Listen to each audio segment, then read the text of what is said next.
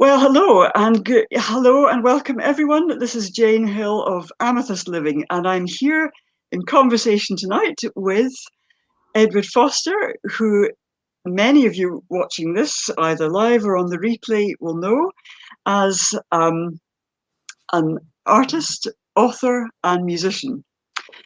And I'm really pleased to speak to Edward tonight because he drew the illustrations for my recent book, Six Enchantments, which I'm going to wave at you just now. This is the cover. And I had known Edward's work sometime before this book was published, and I was thrilled to bits that he agreed to draw some illustrations for it for me. So, hello, Edward. Thanks for joining me. It's really lovely to have you here. Jane, it's a pleasure to be with you this evening and to have some fantastic conversations. Yeah. I've been looking forward to this for ages, Edward. And we've actually tried to arrange this for quite some time. And I'm so glad that we've managed to do this now. I was going to start off, I think, by quoting back at you something that you posted last night on Facebook, which I thought was such a great quote. I'm just going to look at my notes here. You finished a post by saying, "Art is our soul laid bare before all." And I thought, wow, that is fantastic. I love it because, yeah, it's about kind of art, however we define it, creativity. It comes from the innermost place, and then we put it out there to other people. And if it really has come from a sort of innermost place, then it seems to resonate very deeply with other people. So I wonder whether that's your experience of sharing your art and your work in that way. Yes, art really is of our soul. And I do believe this completely, in fact, that we are all creative. So I could say we're all artists, but we have to define the word artist then. But we're all creative. The natural human instinct is to create, and that really, I think, our creativity is our humanity. And and as humans, we have souls. We are alive. We're connected with each other. We're connected with the world. We're connected with the universe. We're part of the universe. So art is a way of expressing, and when I say art, again, I mean many disciplines of art, is a way of expressing what we perceive, feel about life, about ourselves, and knowing that we are alive, not just physically, but emotionally, mentally, spiritually, we are alive. And whoever it be, if you express yourself creatively, you say you draw something, let's use that, or paint something, that is unique. That has never been done before. Yet it might be similar to other artwork produced by other people, yet it is still unique. And that is showing your perception of life. And that, by putting that out there, it means that everyone can see that, and it alters their perception of life a little bit as well. And then they bring their perception of life into that artwork too. Excuse me. I mean, that's what art is about. Art is about not just the person who produces it, but also about the person who sees it too, because then they put something into that, and then they can travel through the art as well. That's paintings and Yes, drawings, for instance. It could be music as well. So, I mean, that must have been profound. It's giving you a tickly cough. So it has, unfortunately. I do apologise.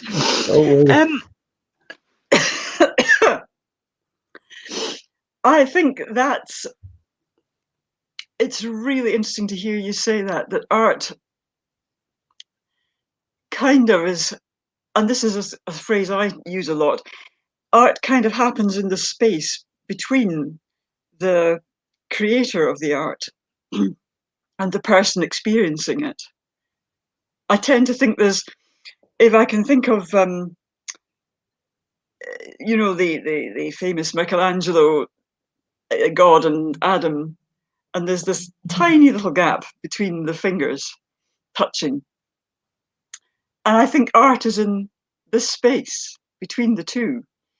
It's, yes, you as the artist, in whatever discipline it is, and you in your particular disciplines, create something. And it means something very profound to you. You're sharing it with someone, or they come along and read your book or buy your painting or buy a print.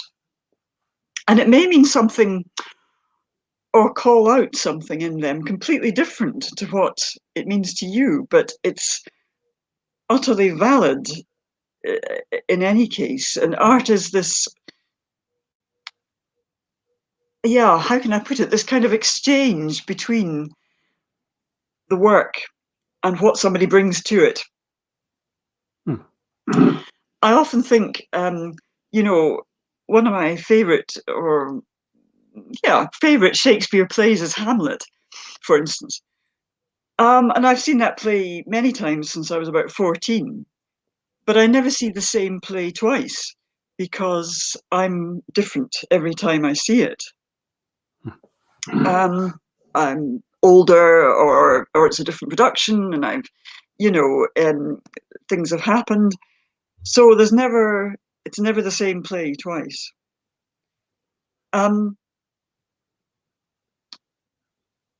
But art clearly is the created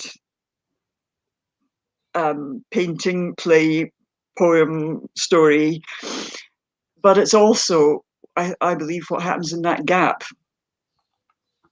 between the creator and the recipient of it, I think.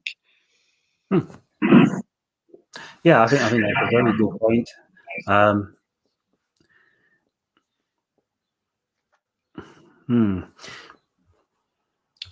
The thing about creating something is I am not the full creator as well, which is very interesting. Mm-hmm. Mm-hmm. I'm sort of co-creating with, I don't know what you want to call it, spirit, life, some essence, something. And so that's coming through me. I'm sort of say when I am painting a drawing, I'm revealing the images on the surface.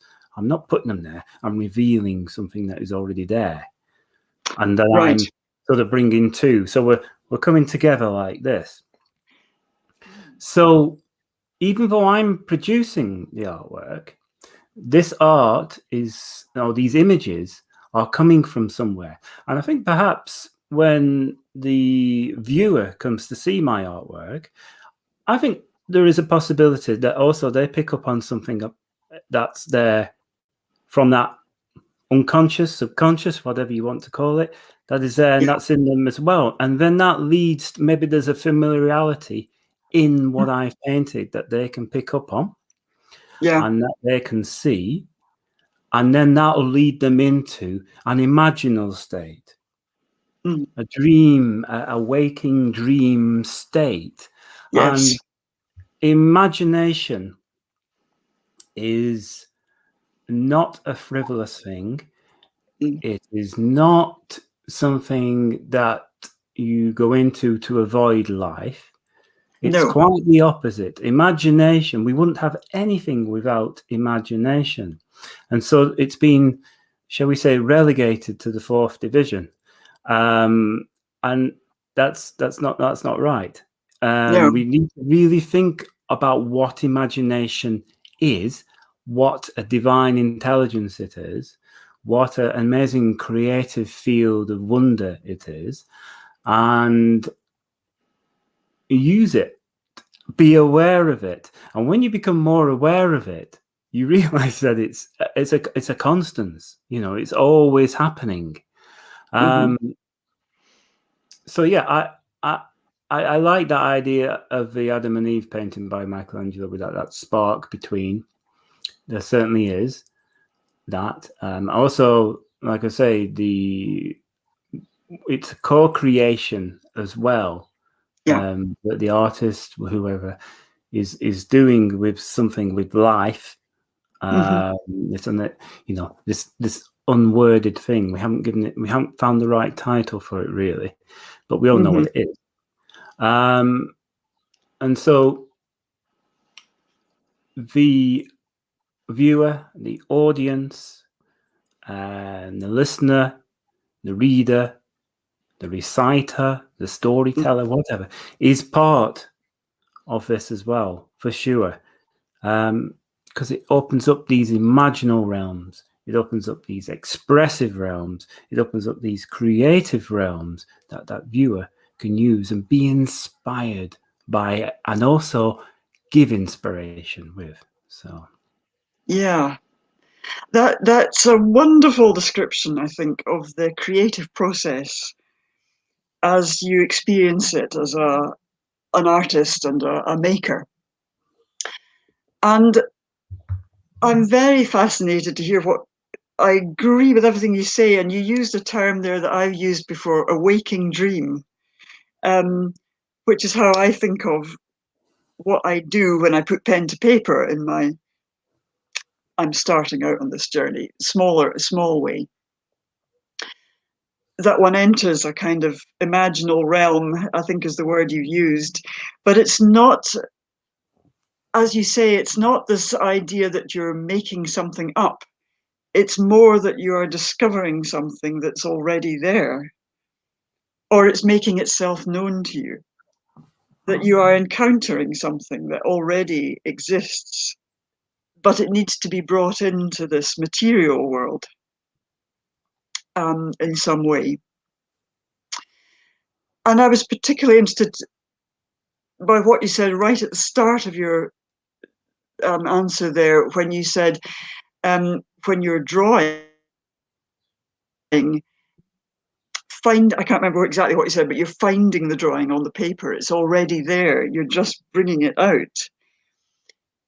Because I am not someone who I can't draw. I mean, I'm sure lots of people say that. I don't feel that I can draw.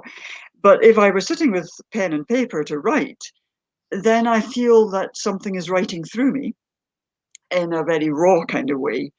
And it's just unfolding in front of me and waiting to be put down on paper.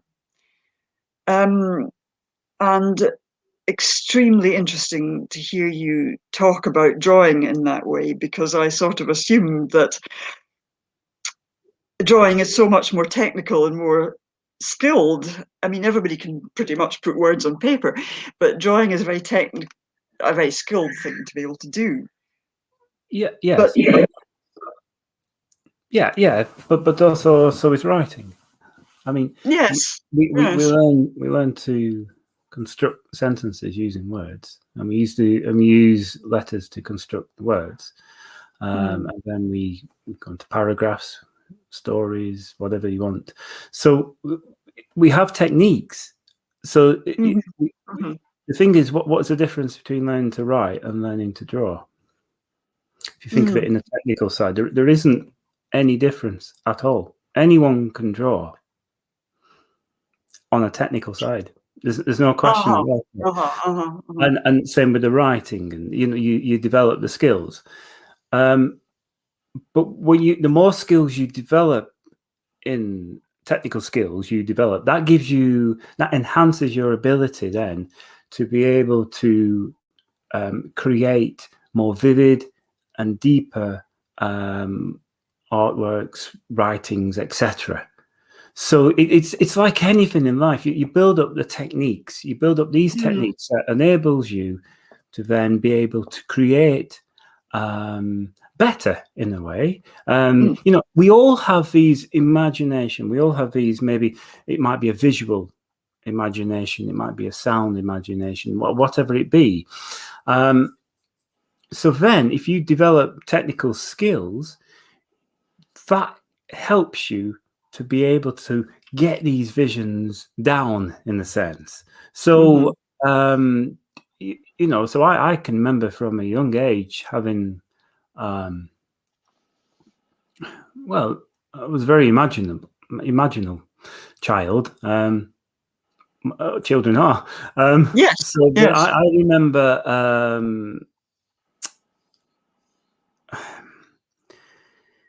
you know, being able to draw and getting into my teens as well, and late teens, and then, you know, I had these things and ideas and I was sketching, but you know, they were okay, but they weren't great. I wasn't born with God-given artistic talent at all. So, you know, I was encouraged to draw and paint in my house. We all had creative things around us, but I had to work on it, the skills. I had to buckle down and do 8 hours of work a day on it. So it says, so if we think of that, if we develop skills, technical skills, and then if we open ourselves up to imagination and philosophy and thoughtfulness and contemplation, and don't assume things should be like this or like that, if we open ourselves up and then use our technical skills, there's a good chance that visionary states will happen to us in whatever medium that is, and then we can get that down much more. So when you're writing and these things are coming through to you, you've got writing skills already. Imagine that you couldn't write. You wouldn't be able to, but you could speak then, you could say perhaps, and things like that, or you could move, and you could draw as well, you know, you could doodle, and that things can come out that way. So I actually think we have this deep visionary states in us, these opportunities to use them. We just then develop the technical skills to help us bring that out. I genuinely believe that. Yeah. I do. I absolutely agree with you that we've all got the capacity for creativity. And I think that capacity is, I agree with you, it's what you said right at the beginning of our conversation. It's what makes us human. It's and yet, ironically, paradoxically, it's a spark of the divine that makes us human, this creativity.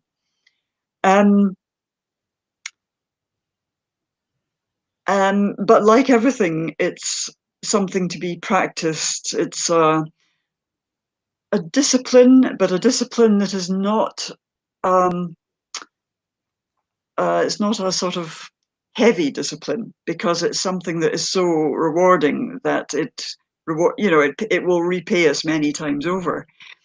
It's not a discipline in the sense that you must do it because of the inner impulse, but it's an inner impulse. It's not an external obligation to do this. It's a kind of inner impulse that needs to be followed and obeyed and given expression to, I think. I think, you've used some very powerful words, like, and I think possibly one of the things I really want to talk about is something I kind of am hedging round about a little bit, and I often hedge round it. But you use the word visionary. There's no doubt that art is a visionary practice. I suppose the big question for me is, if we're uncovering and simply discovering what seems to us already to be there, and I'm talking about the inner impulse, but is this something, can we say this is a divine impulse, for want of a better word? Or is it simply something that's innate within us as humans that we must create, that we must give expression to this creativity? Or are we conduits for something much bigger, much more universal, more cosmic, that it has some existence beyond us? Is this a big this is a big question, and there's no perhaps answer to it. I don't know. Interesting. Discuss is the next thing, interesting point for discussion. Yeah, that's quite a big question. I know. But it's a great question, and it's a question that I wish we'd all ask ourselves all the time. What is this? I mean, it can be both. In a sense, it's both and all, isn't it? We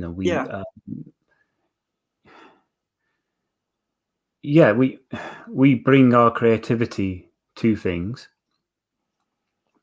to make things happen.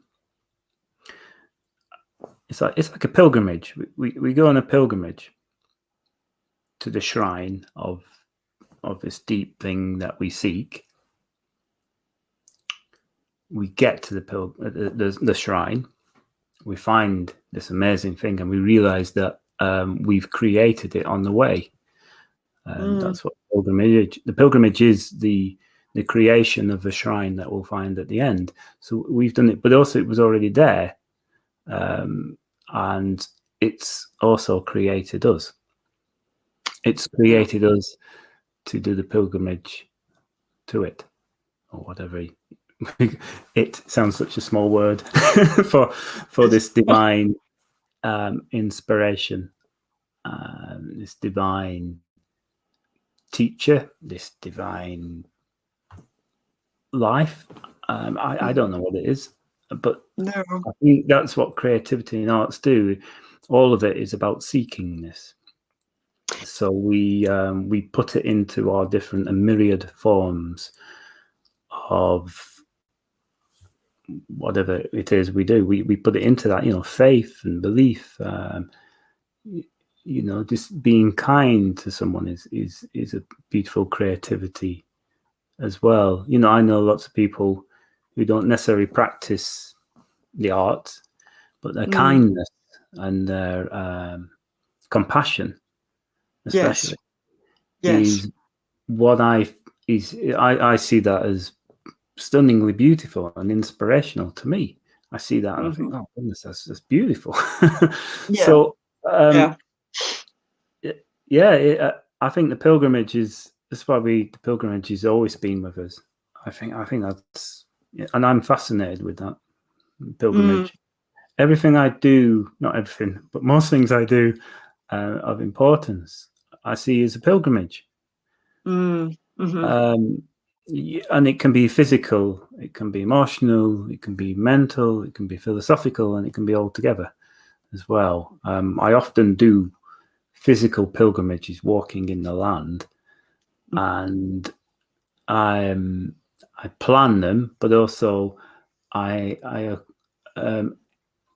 go off inspiration and how I feel at that time, and I can be swayed in the path I take by something I see and feel. So the pilgrimage, I find that very, I don't know how you feel about the pilgrimage. I think the notion of pilgrimage is such a moving notion. And I think, fascinatingly as well, it's becoming much more talked about now. It seems to be finding its era again. I think, if we could have had a discussion in this way 100 years ago, it wouldn't have been a word that would have been used, I don't think, except in the most kind of archaic historical sense. But suddenly this notion of pilgrimage, I'm sure it's been a gradual process, but I see this word pilgrimage being used a lot around now, much more now than, even 20 or 30 years ago. There are, of course, many, what's the word I'm using, long distance walking routes now in Britain. And quite recently, one has opened up in Scotland called the Fife Pilgrim Way. And of course, we know the famous Compostela Pilgrim Way. So not everybody, there seems to be a need now for this word pilgrimage. And for us to understand it rather differently. And I think you've touched on that as well, that it needn't necessarily be a physical pilgrimage, but the sense of pilgrimage as a metaphor, the sense of pilgrimage as, a constant search and seeking a way of life rather than simply a physical journey, although it can be that as well.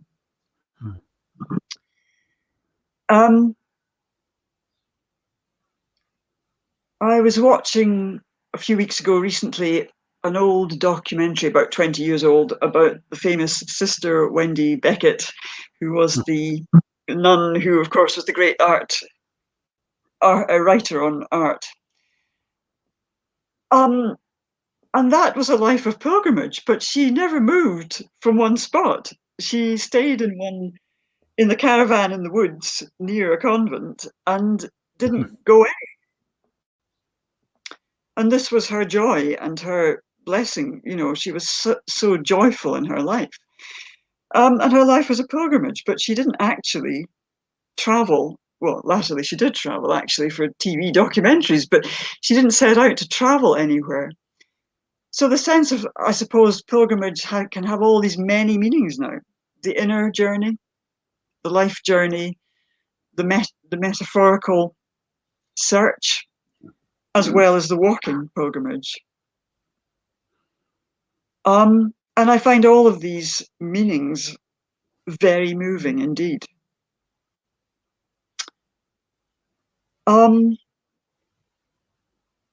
Yes, I had to just go off there and talk about what pilgrimage, how that was moving me, I think. And art, the practice of art or the practice of compassion in our life and kindness, these are all part of the pilgrim's journey in some way. And we're all pilgrims. Yeah, the pilgrimage is very important. I do a lot of physical pilgrimages of my own. Mm-hmm. I create them. A lot of my artwork and writings are,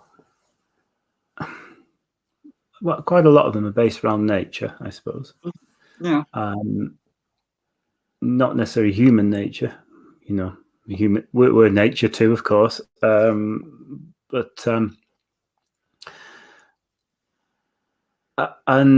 I do a lot of pilgrimages in nature, physical pilgrimages. I quite like to talk about this because I haven't really. I do now and again. I mention it, but I feel like it's important right now to say this. So I hope that's okay. Yes. This is a sort of conversation where it's a pilgrimage of words, isn't it? We're sort of bantering and going off on one trail and to seek the truth that we're after, or knowledge, or basically to open up more doors to see many more things. But I do a lot of physical pilgrimages in nature with purpose, so I'll go for walks. Walking is wonderful. And I love maps, so I look at maps. So I construct pilgrimages in a sense. But I'll see I love looking at Ordnance Survey maps, and so I'll see a certain type of terrain. Yeah. And I'll look for things like caves, rock faces. Look, that looks like it might be an ancient woodland.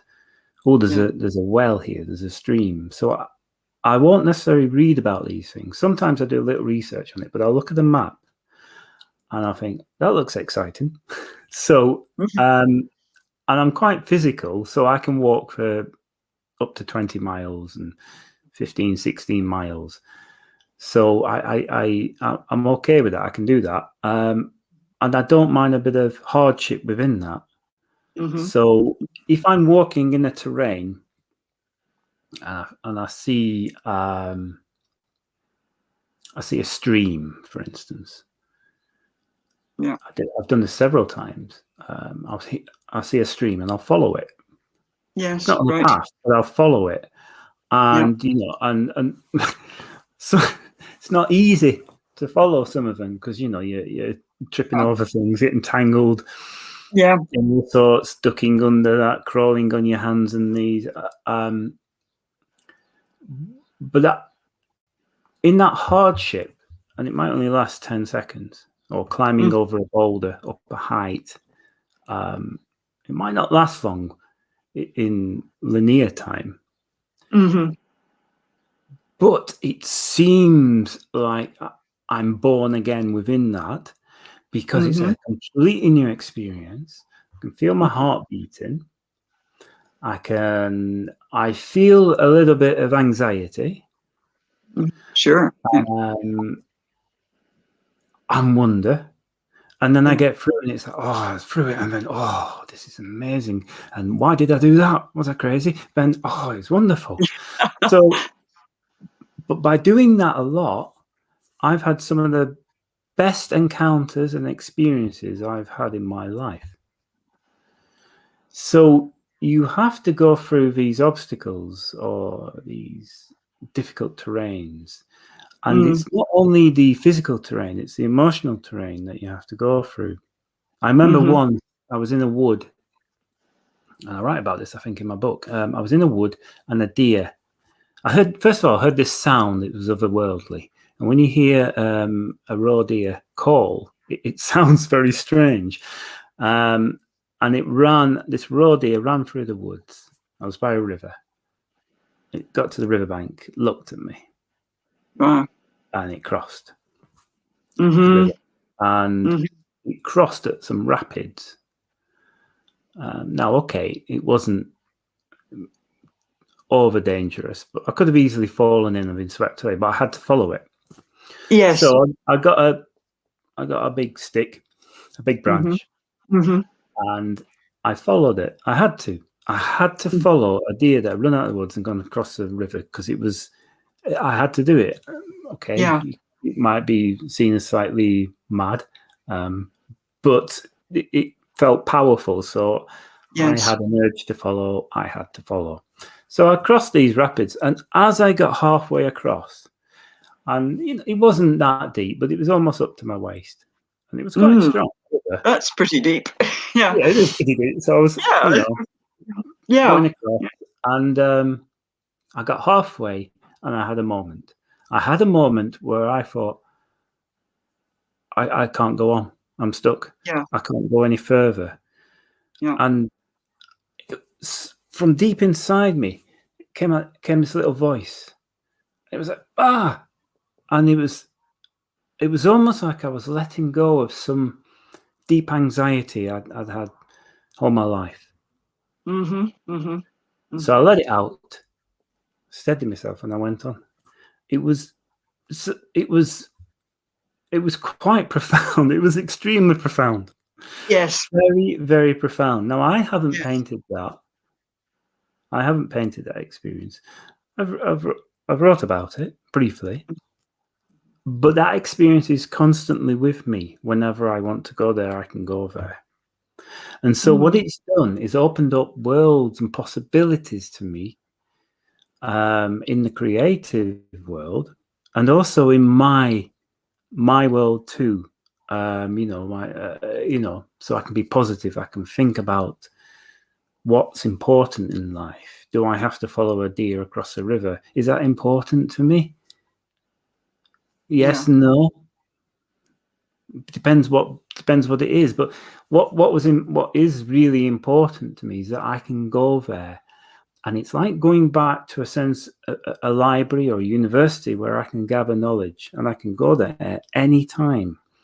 And again, this is imagination, but that has come about through a physical pilgrimage. So pilgrimages can be little things, little moments. They don't have to be a 2-week Yes. trail to somewhere. It can vary so much, but I do think the physicalness of a pilgrimage is very important, because we often, if perhaps we're thinking, oh, let's be spiritual, let's be creative, we forget about the physical side of things, and we forget about our bodies.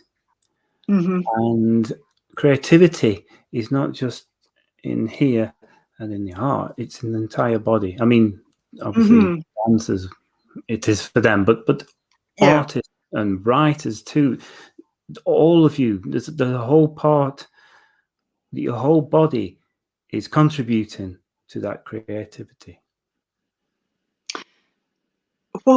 It's just a wonderful, wonderful story and a reflection on your experience there. And I sort of, in a tiny way, you're telling of it, I kind of felt some of that with you, because that moment you're describing in the middle of the stream, it's when you're, I mean, I don't think I've experienced anything quite like that, or if I have, I've probably ducked out of it, but you're describing this, and I hate to use this overused word, but it is this primal moment of humanity, where you're right up against it, against this force of nature, because that's our most basic and primal way of being as humans. That I don't necessarily mean it's us against nature, but there are some things that you in nature might not overcome. And you were right, you put yourself perhaps slightly unknowingly right at the edge there, at a point where it was probably a slightly make or break moment.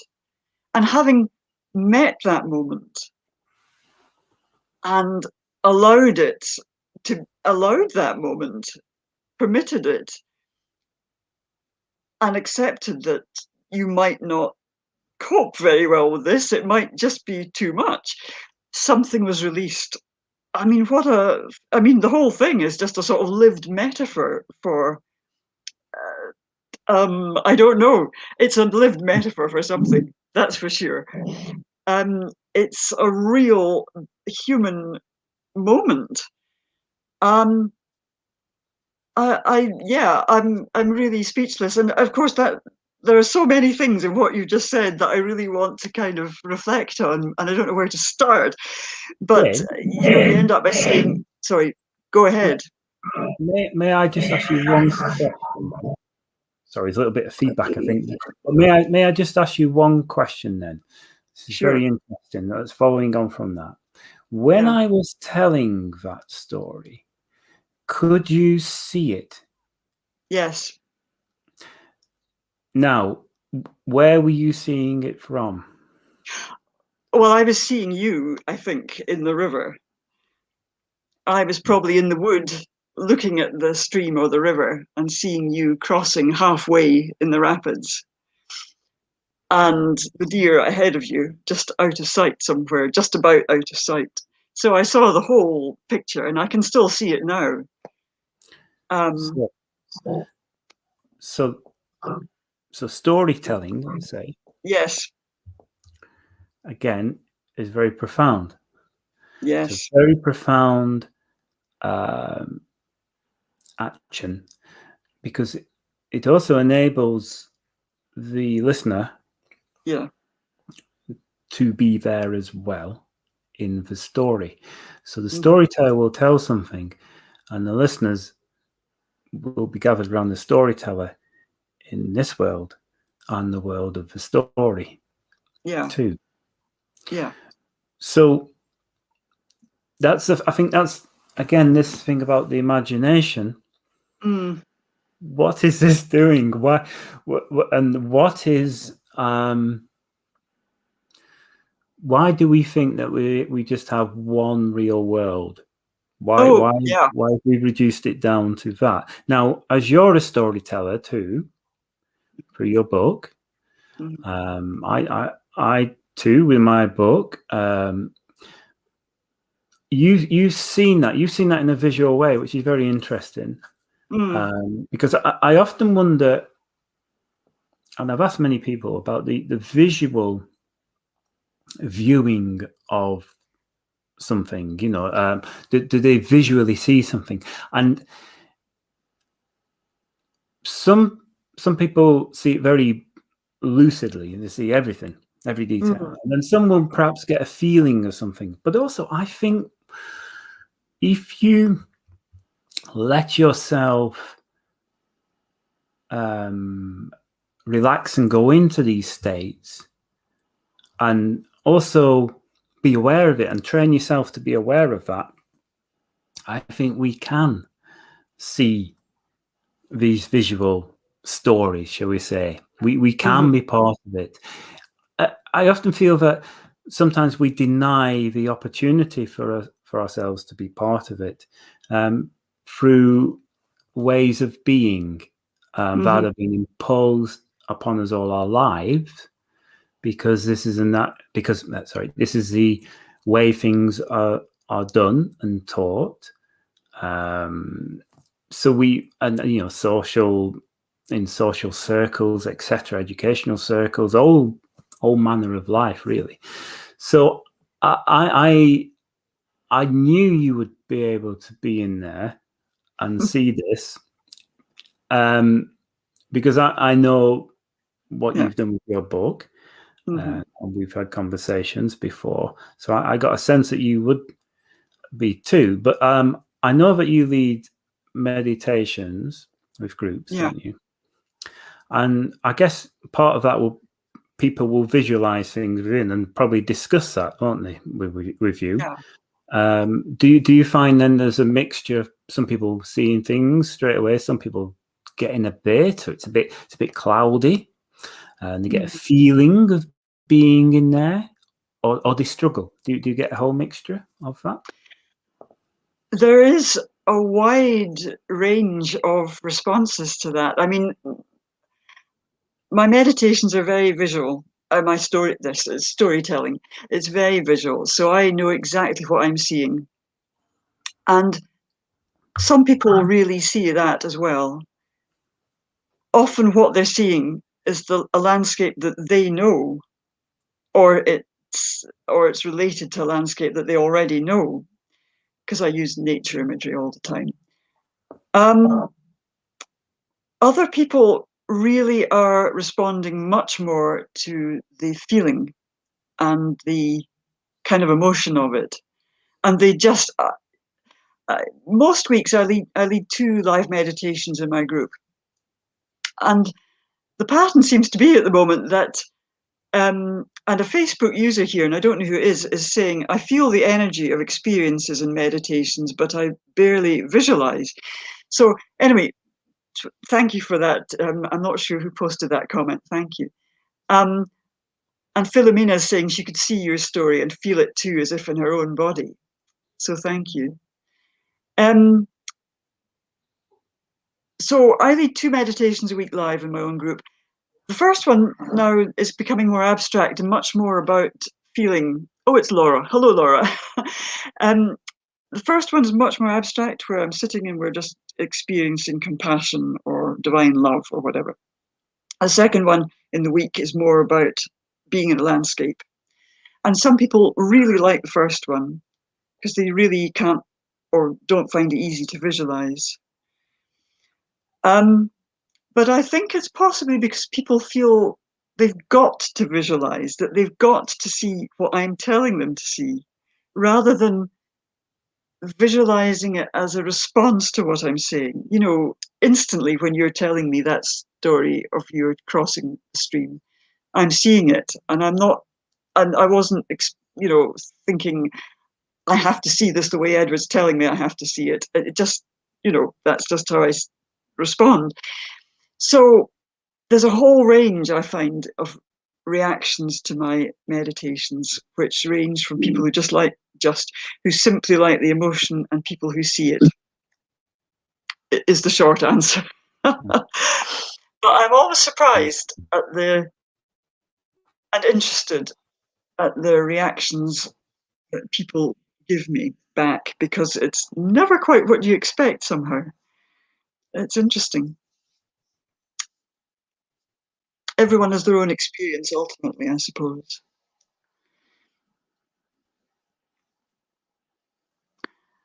And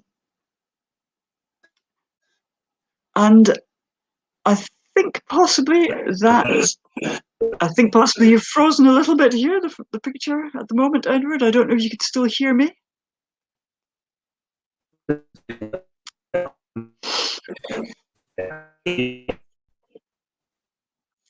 Yeah, I think it's breaking up a little bit.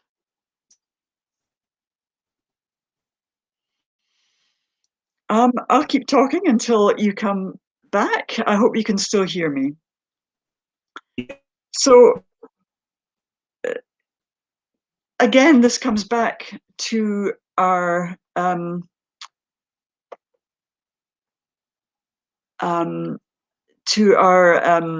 experience of our reaction to art and to creativity.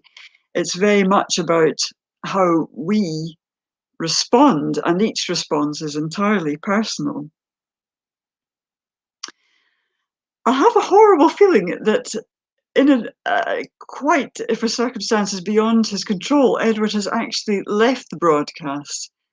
And I'm really sorry about that, because we're just getting to a very interesting moment. I think Edward is trying to rejoin. I'll wait for a few moments and see if he can come back. I can hear Edward. You're back. I think Jane just lost a little bit of signal. Right, I think you're just about back, Edward. I can just about. I think. Yeah, I think I lost you, or you lost a signal for a bit there, and I can keep talking. Oh, yep. Oh, there we are. Are you back there? You're back again. Yes, good. Yeah, you're back again. We're both back again. We must have gone to a different realm. We had gone to, yes, I think that's probably what happened, actually. It just goes to show. And you were just talking about that, how we live in more than one realm, actually. That's really what we were talking about. The material world, of course, is the obvious one, but we live in more realms than the material. There's no doubt about that. Mm-hmm. Very much so, yeah. So, I forget where we were pilgrimage, weren't we, and everything. So yes, and I was just saying, people have a range of different reactions to my meditations or my storytelling, and that's really what I was going into. And I really finished that bit, I think, when we kind of lost the signal there. Yes, I'm not quite sure how to pick this back up again now. And I've had a number of comments from people just telling me how they find their experiences of meditation. And someone, and I think it's my Facebook friend Laura, is saying, yes, I'm realizing the full extent to which I occupy different realms in a given day. So that's what we're talking about. Many different ways to experience it. I mean, it really is important, I think, the imagination. I know we talked about it briefly before, but also to read about this, because a lot of philosophers, psychologists, etc., have written about these realms. So there's lots of really interesting information out there as well. And I interesting enough, when I was young, when I was 18, 19, I went to university and I studied philosophy and history of art, but I only did a year. Right. I was like that when I was young. I was too dreamy. I didn't know, what to do. So I sort of put the philosophy on one side, but art had always been with me, so I just kept doing my art constantly, and then the music as well. My art and music were the main thing, and I would write and poetry, etc. So as I having written my first book almost 2 years ago now, a year and a half, I realized that I'd been studying philosophy, psychology, etc., for many years, many books, and I'd put a lot of this into my book, and so I've sort of realized that through my experiences in creating, reading these books, I see, in a sense, what I've been traveling in, the realms I've been traveling in, and it makes a lot of sense what they write to me. And I go, oh my goodness, yes. Oh, it's like a validation of experiences that I've had. So now I'm devouring philosophy. I mean, devouring. I'm writing another book at the moment, which is going to take me 3 years. It's going to be a massive book, huge. It has to be, and I realise it will probably be only a quarter of what I need to do. But the book is not just words; it's illustrations as well, because I find I need to draw this philosophy as well as write it, because drawing a picture can often explain things. I'm not going to say better, but it can explain things in a different, wholesome way than words can. Because art, a drawing, say, or a painting, doesn't necessarily cross the T's and dot the I's and puts the full stops there. It often opens up more than it answers. In fact, it completely opens up questions and hardly answers anything. The philosophy writing tries to answer questions, but by doing that, realizes that there's more answers to be found, and that it's a pilgrimage again. It's a constant search for something, but it's just gathering up these ideas and experiences. And what it's philosophy, I think, is doesn't try and answer things. It clothes us in seeing and perceiving life better. It clothes us in that. So we put on the garbs of wonder through searching. And it's not just, that's why I want to write the philosophy too. It's not that I just want to read it, because I philosophers don't say if you read my book, you'll understand everything. No, philosophers encourage you to search for yourself. And so then using the creative art of writing, I can then do that, and drawing too. So my book, when I finished it in 3 or 4 years' time, will be a book that will not answer anything, but I hope it will inspire. It will inspire, and actually, I hope that it will inspire me, because I'm not doing it to say, oh, I know this. I'm actually doing it to say, I don't know this. I don't know anything, and I'm trying to understand it by writing it, and I'm trying to experience it. By writing and drawing it, and I think that I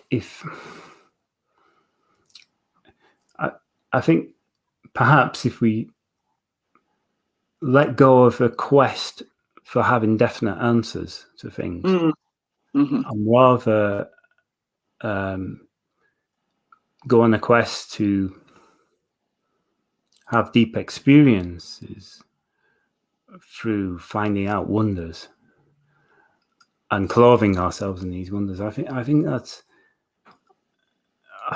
leads to a deeper, more beautiful life in a way. Yes, it's like it's like unweaving something in a way. It's all there, it's all tightly made, and now you're picking it and unweaving it, and then it flow out in a sense. But so it's chaos. It's a sense of being accepting chaos rather than a finished thing, a smooth and square object that you can put in a drawer or something. Yeah. So much in all of that as well for me to reflect on. I mean, philosophy is an inquiry, isn't it? It's a process of inquiry. It's a search, as you say. It's just the love of wisdom. It's not. It's a means. It's not an end in itself. I think. I think that's what you're describing and art is always open ended. It always leaves the space for.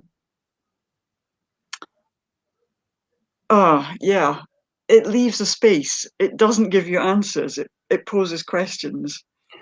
No, and it creates that space for the questions to be reflected on or something, I think. Yeah, it's a passageway. We often want passageways that we start off wide and we narrow to the end, but no, what we want to start off narrow and widen out more, and at the end of this passageway is an entire world. So there is no longer any definite path. Yes. So you then go, I know this is a very Joseph Campbell thing, but you create your own path. You don't even create a path. You you go and enjoy the forest and cultivate what you want. Yeah, yes, and that just takes us back to the pilgrimage again. I think, and our life is this exploration, really, and art as being some way of, I was going to say trapping it, but that's not a fair word. I don't mean that we trap it and pin it down and put it in a case, but it's just catching a hint of it, that art is maybe helping us to just capture something of that extraordinarily expanded world, and bringing perhaps a tiny fragment of it back for other people to take part in and share in. And that's both the beauty and the frustration of it, I think, because it's beautiful that you can bring something back and share with other people, but it's frustrating because certainly in my personal journey, I don't feel I can do it full justice, and perhaps nobody ever feels that they can. I don't know. But that's what makes it a continuing process, because if you could make it a square and put it in a drawer, it would be done and it would be finished and there would be nothing else to do. And there'd be nothing more to discover. So it's a practice rather than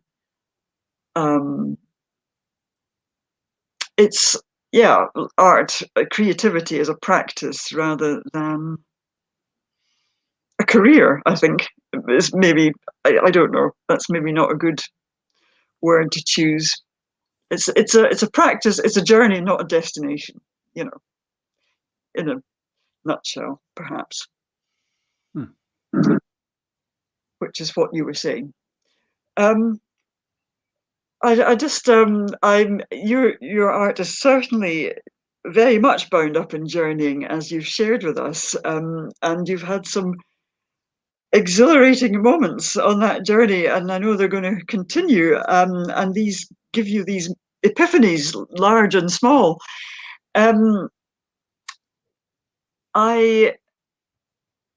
I think as we approach the end of our speaking together, although we lost the signal at some point, I think we'll wrap it up there, although I would love to go on talking more. Perhaps we should do this again. But I really, really thank you, Edward, so much for sharing some of that with us all. And I'm absolutely delighted to hear some of your thoughts about your journey in particular, and the journey of the human being as creative, as creator, and of all of us as pilgrims on a journey that has no end, really. A continuing search for wonder. So I really just want to thank you very much, Edward, indeed, for sitting down and having this conversation with me. It's been a real delight. Thank you. We've had a number of comments, and I'm afraid I can't really do justice to them all, but someone has, I think it's Laura again, has said she's really enjoyed what she saw of this. Thank you. And there's a few other comments, and I can't do justice to them all, but thank you to everyone who has posted a comment. Thank you, Edward, very much. And perhaps you will come back and we can do this again. I think there's loads more I'd love to talk to you about and discuss with you. So for this evening, thank you very much, Edward. And thank you to everyone who's watched tonight live for all your comments. And thank you to everyone who watches this on the replay. Thank you all. We'll say goodnight to you all. Thanks, Edward. Thank you. Thank you. Bye-bye. Goodbye. Goodbye.